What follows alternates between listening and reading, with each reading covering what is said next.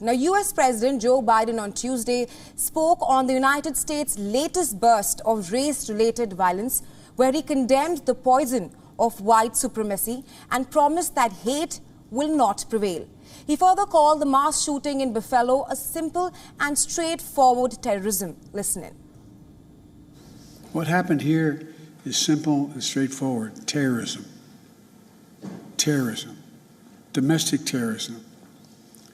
Violence inflicted in the service of hate and the vicious thirst for power that defines one group of people being inherently inferior to any other group. Now, Biden traveled to Buffalo City in New York to visit the scene of Saturday's racist massacre at a grocery store.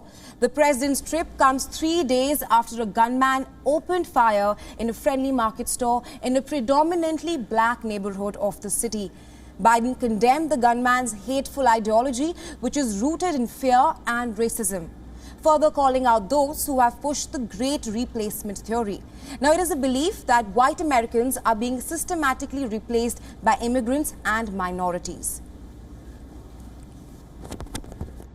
The hate that through the media and politics, the internet, has radicalized, angry, alienated, lost, and isolated individuals into falsely believing that they will be replaced, that's the word, replaced, by the other, by people who don't look like them, and who are, therefore, in a perverse ideology that they possess and being fed lesser beings.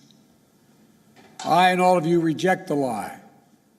I call on all Americans to reject the lie.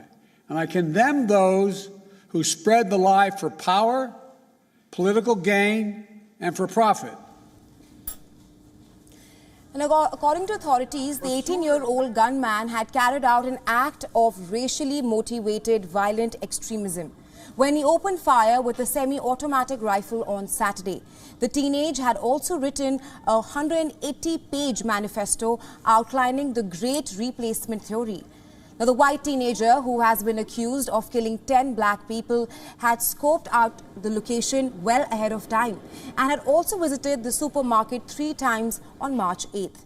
According to reports, he had written about how many black and white shoppers were inside and further mapped out the supermarket's aisles. Reports also say that the teenager chose Buffalo as the preferred site of attack because its zip code had a higher black population than other locations he was considering.